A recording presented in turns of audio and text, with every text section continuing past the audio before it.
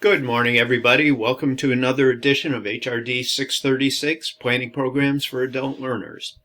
I welcome you we're still in Module 3, and in Module 3 we have weeks number 3 and weeks number 4. So week number 4 starts on Monday, February 5th. So welcome in advance to week number 4.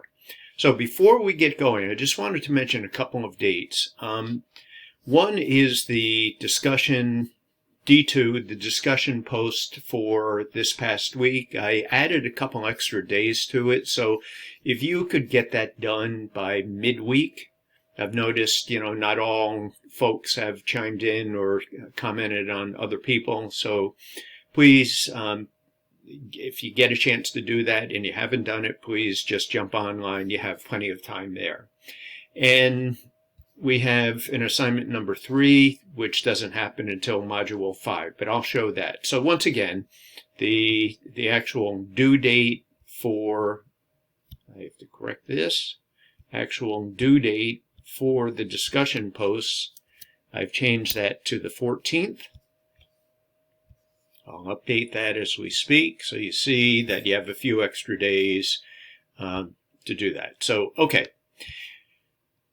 There's still, I think I have 2 or 3 more assignments, 5 points. Your first assignment, I'll have comments on that to those that haven't received their grade yet. I have to say, just overall, I'm very pleased with what everybody has submitted.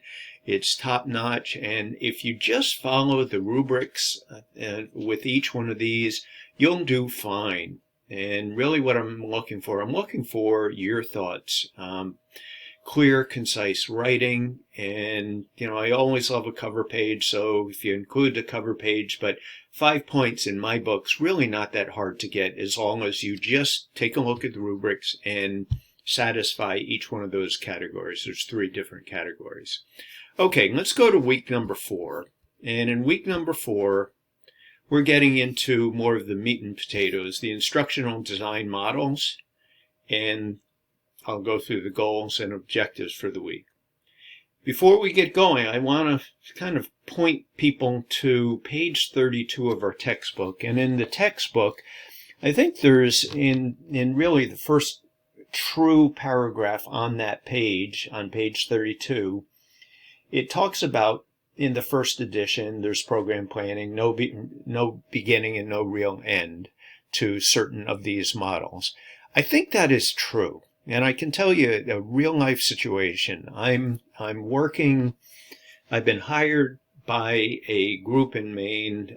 Some of you may know that the forest products industry is a big player in the economy of Maine. And I've been working with a group who are certifying new workshops for adult learners in the natural resource field. They could be wildlife biologists, they could be fisheries people, they could be foresters, they could be loggers, whomever the category is.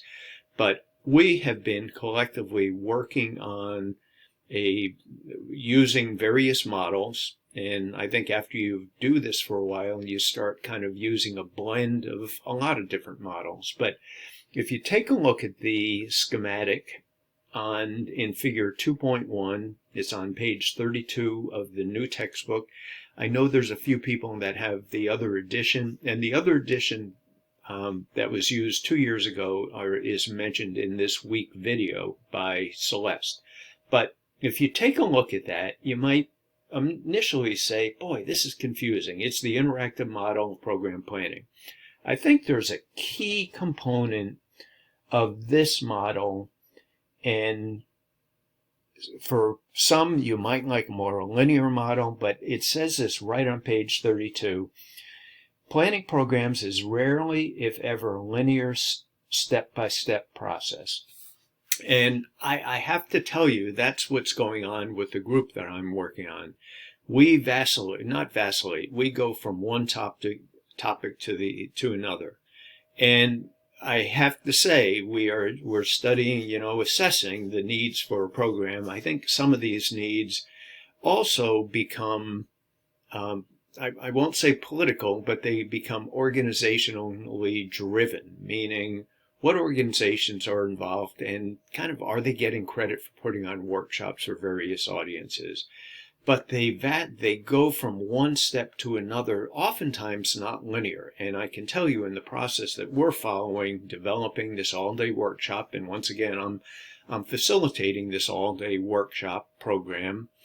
It is we jump from many of the aspects that's highlighted on Figure 2.1. We go from the context to the learning transfer, to the instruction, to the goals and objectives. We've done a need assessment. We go to the speakers, the timing, etc. And oftentimes, for those that are maybe new to organizational structure and culture and or program development, you find that one person or two people really are taking the lead. And in this case, I have been developing the agenda, then throwing it out to the group, and I get comments from that. And it's a very iterative process. So let's get right to the materials. And so in this week, we have the learning objectives. You can please take a look at this. These are important. These tie in with the content for the actual week, but these are, excuse me, the objectives are up here.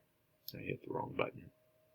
Okay, so at the end of this module, Module 4, which is week number 4, you will be able to explain the instructional design models. Ed.D, we talked about that a lot. The interactive model of program planning, which is Figure 2.1 on page 32. Define why program planning must incorporate adult learning principles. That's a biggie. That's part of the reason I'm working with this effort. This effort in the state of Maine. People know that I have some kind of interesting credentials, and I've worked with this group or various people that make up this group for over 20 years, so they kind of know what I bring to the table. Discuss how to conduct a needs analysis and write specific and measurable goals and objectives. Let me fast forward using the convenient buttons. Resources for Module 4, and we have the same model here. I'm gonna keep on using Celeste's videos. She does just a great job. I'd love some feedback on these. Sometimes in the courses I do an overview, but I think Celeste does a really good job in giving an overview of the specific topic at hand. And sometimes it's a little kind of formal, but that's her style. But there's really great information in there. You can take a look at the video transcript or the slides. So here's the model that's outlined in Figure 2.1 on page 32. I've talked enough about that, but this to me, the interactive model, it moves around.